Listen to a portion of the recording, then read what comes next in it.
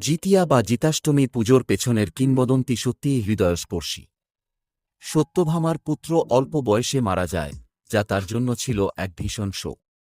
পুত্রকে বাঁচানোর জন্য তিনি কঠোর উপবাস করেন এবং ভগবান বিষ্ণুর কাছে প্রার্থনা করেন। সত্যভামার এই নিষ্ঠা ও ভক্তি দেখে ভগবান বিষ্ণু তার ইচ্ছা পূরণ করেন এবং পুত্রের জীবন রক্ষা করেন। এই ঘটনার পর থেকেই জিতিয়া বা জিতাষ্টমী পুজোর প্রচলন শুরু হয়। এটি শুধু একটি উৎসব নয়, বরং মাতৃভক্তির এক অনন্য উদাহরণ। জিতিয়ার বা জিতাষ্টমীর পেছনে একটি চমৎকার পৌরাণিক কাহিনী আছে।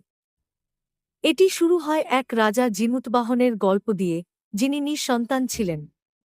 একদিন একজন ঋষি তাকে উপদেশ দিলেন ভগবান বিষ্ণুর উপাসনা করতে এবং পুত্র সন্তানের জন্য উপবাস পালন করতে। রাজা সেই পরামর্শ মেনে চললেন, কঠোর সাধনা করলেন। অবশেষে তার প্রার্থনা কবুল হল এবং তিনি একটি পুত্র লাভ করলেন। এই আনন্দের ফলস্বরূপ জিতিয়া বা জিতাষ্টমী পুজোর প্রচলন হয়। এটি শুধু একটি উৎসব নয়, বরং পিতৃত্বের আনন্দের প্রতীক। সময়ের সাথে সাথে জয়ী একটি বিশেষ উৎসবে পরিণত হয়েছে। এই উৎসবের মূল উদ্দেশ্য হল বিবাহিত মহিলাদের সন্তানদের মঙ্গল এবং দীর্ঘায়ু কামনা করা। মহিলারা ভগবান বিষ্ণু এবং তাঁর অবতারদের উপবাস করে পূজা করেন। দেবী জিতিয়া, যিনি শিশুদের রক্ষাকর্তা হিসেবে পরিচিত, এই উৎসবের কেন্দ্রে রয়েছেন। তাকে পূজা করে আমরা আমাদের সন্তানদের নিরাপত্তা এবং সুখ কামনা করি। এই সময়ে পরিবার এবং বন্ধুবান্ধবদের সাথে একত্রিত হয়ে আমরা আনন্দের সাথে এই প্রথা পালন করি, যা আমাদের সংস্কৃতির একটি অমূল্য অংশ। জিতিয়ার পেছনে একটি চমকপ্রদ কিংবদন্তি আছে।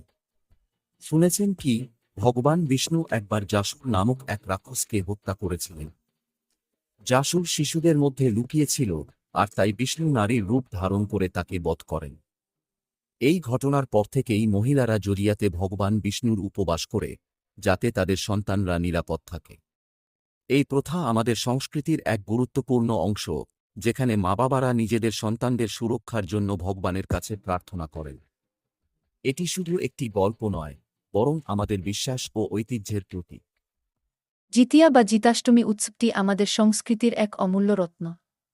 শতাব্দী ধরে এই উৎসবটি উদযাপিত হচ্ছে এবং এর রীতিনীতি সময়ের সঙ্গে সঙ্গে বিভিন্ন আঞ্চলিক প্রভাব দ্বারা রূপান্তরিত হয়েছে। বিশেষ করে ভারত ও নেপালের বিভিন্ন অঞ্চলে এই উৎসবের ভিন্ন ভিন্ন রূপ দেখা যায়। মহিলারা এই দিনে উপবাস করে এবং তাদের সন্তানদের সুস্থতা ও সাফল্যের জন্য প্রার্থনা করে।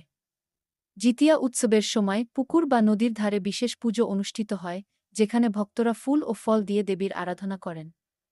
এই উৎসবের আনন্দ ও ভক্তির পরিবেশ সত্যিই অসাধারণ, যা আমাদের ঐতিহ্যকে আরও সমৃদ্ধ করে।